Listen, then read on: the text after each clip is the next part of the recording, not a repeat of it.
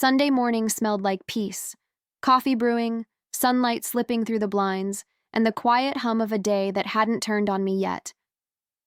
I was rinsing my mug when Ryan's phone started buzzing on the counter. It rattled against the marble, breaking the silence like an impatient knock. No name, just a number. It rang again and again. I told myself to leave it, but something inside me didn't listen. The sound felt different, sharp, nervous. My hand hovered over the phone as if it had its own heartbeat. Ryan was in the shower, water running loud enough to drown the world, but not my thoughts. I don't even remember deciding to pick it up. It just happened. 1 second of hesitation, 1 second too long. "Hello?" I said softly, almost guilty for answering a call that wasn't mine. Silence. Then a voice, trembling, familiar, feminine. "Ryan, promise you'll tell her after the trip?" My blood turned cold. That voice, I knew it. "Who is this?" I managed to ask. A pause, panic, then, "Wait, who's speaking?" The line went dead. My hand was shaking so hard I almost dropped the phone. And that's when it hit me. I knew exactly who she was. My chest tightened as I set the phone back down, pretending it hadn't just burned my hand. I stood there, listening to the sound of the shower running, trying to breathe like everything was normal. My mind was racing, replaying that voice. Soft, deliberate, impossible to mistake. Camilla, Ryan's ex. The woman who still lived like a ghost in the corners of our conversations. My heart pounded so loud I could almost hear it echo off the walls. I wanted to scream, to storm into that bathroom and demand the truth right then. But instead, I poured myself another cup of coffee I didn't want. The bitterness filled my mouth, masking the taste of betrayal I already felt forming. Every tick of the kitchen clock stabbed at my nerves. By the time he walked in, towel around his waist and hair dripping, I'd built my mask back up. Calm, steady, unreadable. "Morning, babe," he said, flashing that easy smile that used to melt me. "Everything okay?" I looked up from my cup, forcing my voice to sound casual. "Yeah, someone called you. A woman." He shrugged it off. "Probably work." That word hit me harder than I expected. I nodded, pretending to believe him. But inside, I was already rewriting everything I thought I knew about us. Ryan leaned against the counter, scrolling through his phone, completely unaware that I could still hear her voice echoing in my head. He hummed softly, sipping his coffee like it was just another Sunday. I studied his face, the little twitch near his eye when he lied, the way his smile lingered half a second too long. I'd never noticed those things before. Maybe I'd never needed to. Until now. He kissed my forehead, the same casual gesture that once felt like love, and went to grab his gym bag. "Don't wait up," he said. "Might hit the office for a bit." My stomach tightened at how easily the lie slid off his tongue. I murmured something that sounded like, "Okay," though it came out hollow. He left whistling, and that sound, that carelessness, broke something deep inside me. The moment the door clicked shut, I sat down, clutching my mug with both hands. "Promise you'll tell her after the trip." The words replayed like a cruel lullaby. A trip? When? With her? I tried to convince myself I was overreacting. But deep down, I already knew. The truth had slipped through that phone call. I just didn't know yet how far I'd go to make him regret it.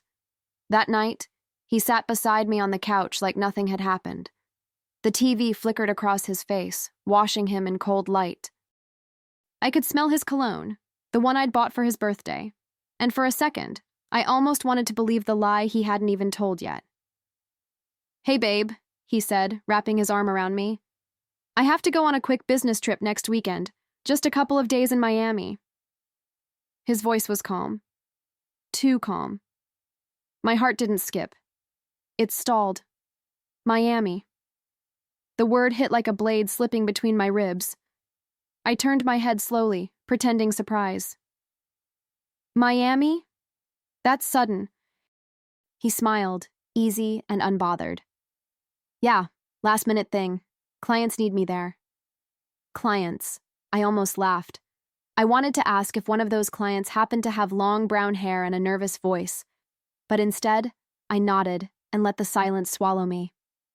He kissed my forehead and turned back to the screen, his focus lost in a sitcom laugh track. I watched him laugh, so naturally it almost convinced me, but something in his eyes was missing, the softness, the warmth. They were colder now, like he was already gone. I tucked myself under his arm and thought, "Go ahead, Ryan. Take your trip." Because by the time he came back, I'd be someone he'd never seen before. When he went to bed, I sat in the dark living room, the blue light of the TV fading into shadows. The house felt too quiet, almost listening. His phone lay on the coffee table, screen dim but still warm from his hand.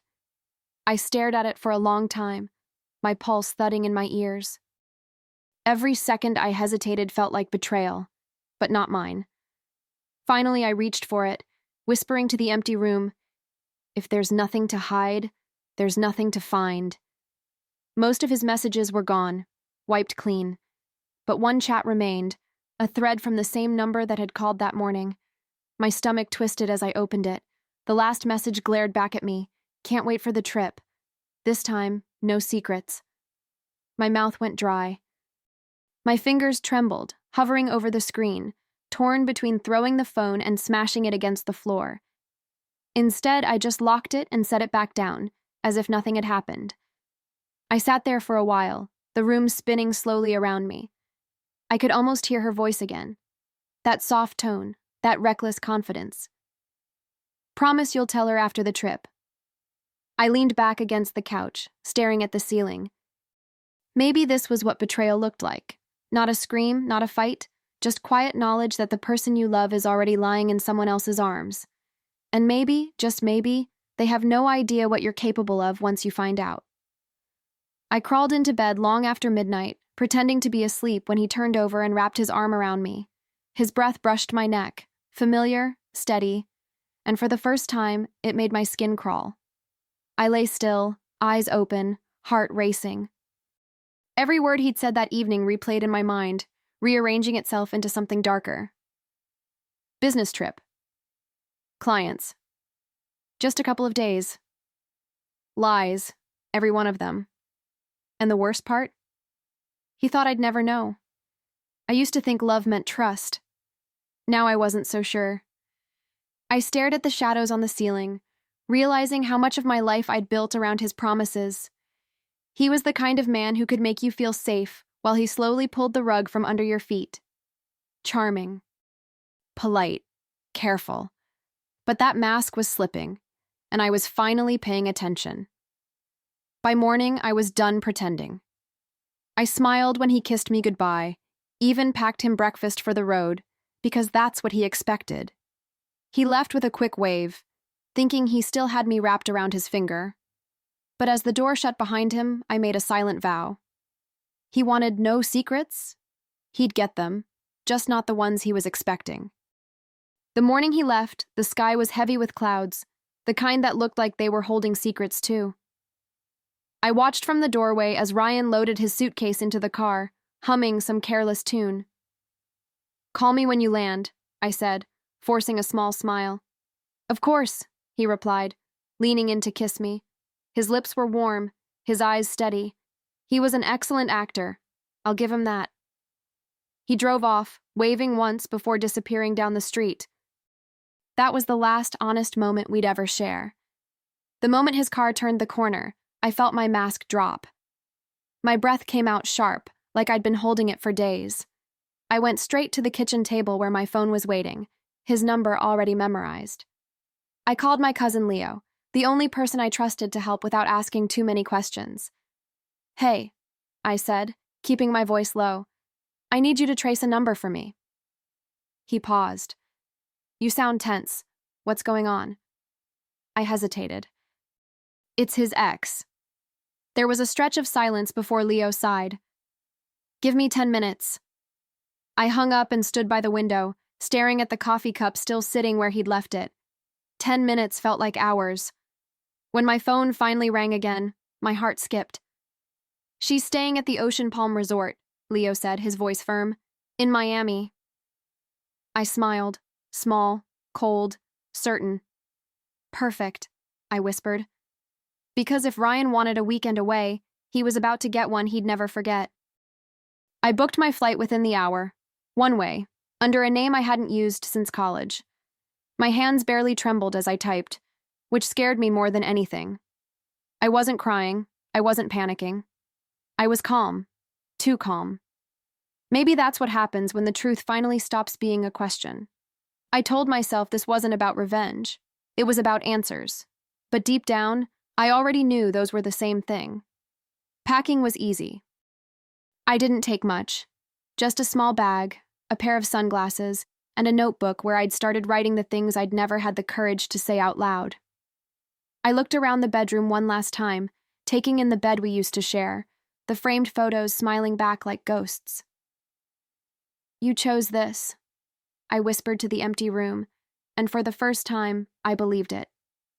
At the airport, I felt invisible, just another face among travelers chasing love, running from it, or pretending it still existed.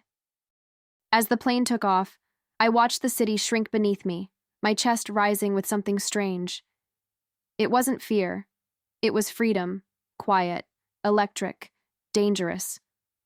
Ryan thought I'd be home waiting for his call. Instead, I was heading straight into the truth, and I wasn't sure who I'd be when I found it. By the time I landed in Miami, the air was thick with salt and heat, the kind that clings to your skin like a secret. I took a cab straight to the Ocean Palm Resort, watching palm trees blur past the window while my heart beat steady, almost unnaturally so. When the driver asked if I was here for vacation, I smiled. Something like that, I said. My voice sounded calm, but inside, I was already rehearsing the moment I'd see him with her. At the front desk, I signed in under my alias, quiet, polite, unnoticeable. The receptionist slid me a keycard with a smile that didn't reach her eyes. Enjoy your stay. I thanked her, slipping it into my pocket like a weapon.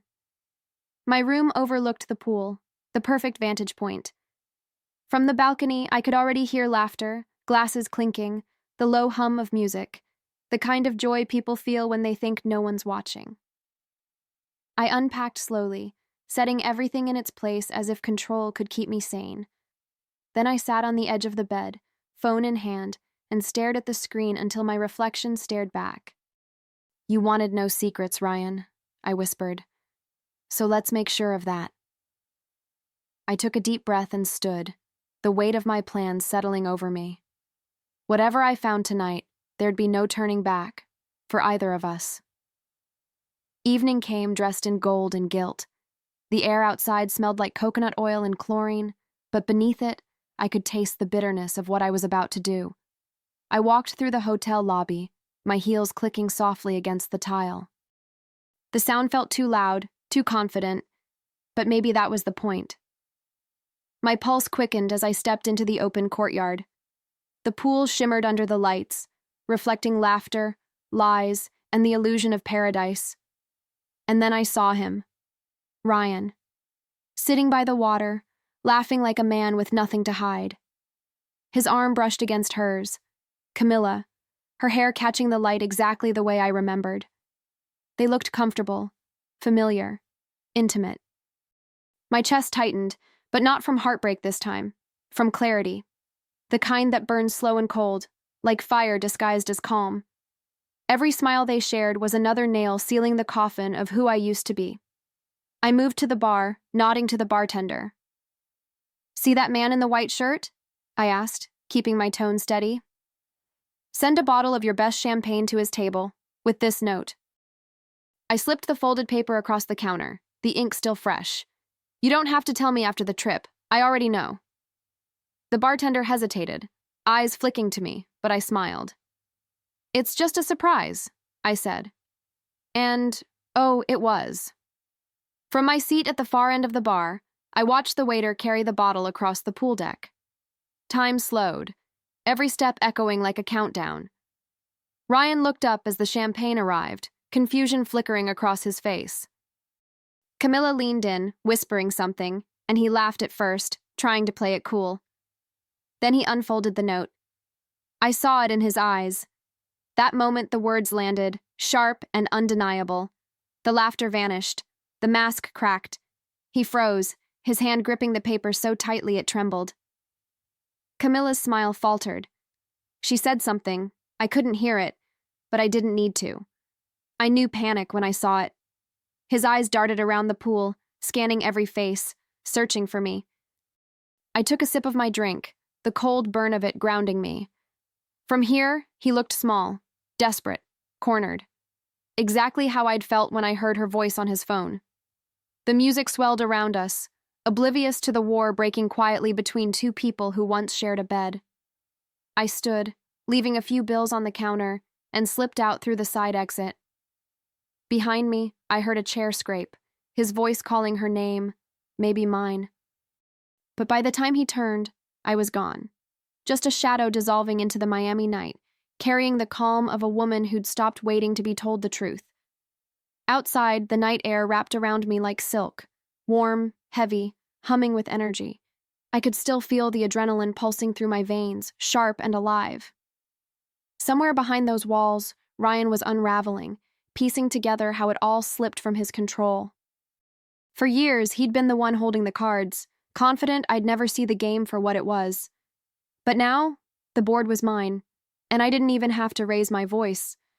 I walked along the boardwalk behind the resort, the sound of waves colliding with the shore syncing with my heartbeat. My heels clicked in rhythm, steady, certain. I wasn't angry anymore. I wasn't even sad. I was something quieter, stronger, like glass after it hardens from fire. That's what betrayal does. It burns you hollow, then leaves you shining. I stopped to watch the ocean, endless, indifferent, free. Somewhere out there, tomorrow was waiting, but tonight still belonged to me. I took one last look at the resort, at the laughter still echoing faintly across the water. Goodbye, Ryan, I whispered, not out of grief, but relief. Then I turned away, letting the wind carry the last trace of him into the dark. The next chapter of my life had already started. He just didn't know it yet. When I got back home, the silence was waiting for me, heavy, honest, and strangely comforting. I stood in the doorway, suitcase in hand, staring at the space that once felt warm. Everything looked the same, but nothing was. The kitchen still smelled faintly of his cologne. The coffee mug he used still sat by the sink. It was eerie, how ordinary things can haunt you when the person behind them isn't real anymore. But I wasn't the same woman who'd left this house. I'd walked through fire and come out clean. Over the next few days, I moved like clockwork. I didn't cry, didn't yell, didn't call him. I just planned. I gathered every photo, every receipt, every piece of proof I'd need. It was strange. Power doesn't always roar. Sometimes it's silent, methodical. I spoke to my lawyer, changed the locks, and packed his things neatly into boxes on the porch. Every folded shirt, every pair of shoes was a small victory, a reminder that closure can look beautiful when it's organized. When he finally pulled into the driveway, his car light swept across the boxes like a spotlight on his own downfall. I watched from the window as confusion gave way to panic. He knocked, called my name, begged. "Elena, please open the door." I waited until his voice cracked before I turned the handle. "You don't have to explain," I said quietly, meeting his eyes. Camilla already did. His face drained of color like he'd just seen a ghost. Maybe he had. "Elena, please," he stammered. It meant nothing. That word again. Nothing. I almost laughed. "Then you can have nothing," I said softly, stepping aside so he could see the packed boxes behind me. His mouth opened, but no words came out. The man who used to command every room now stood speechless in front of his own ruin. I handed him an envelope. Crisp, final, heavy with truth. "Divorce papers," I said, "and a little souvenir from Miami." He opened it with trembling hands, and when the photos slipped out, the ones from the hotel security camera, his breath hitched. "Elena, where did you get these?" he whispered. Let's just say your business trip had great lighting, I replied. He tried to reach for me, but I stepped back. Don't, I warned. You told her you'd tell me after the trip. Consider this your moment. For the first time, he looked small. And I realized, power isn't about who yells the loudest. It's about who can stay silent and still win. I made a mistake, he said finally, his voice cracking. Please, don't do this. I smiled, not cruelly, but clearly. Oh, I'm not doing anything, Ryan. You did this all by yourself. I opened the door wider, letting the cold air slip between us.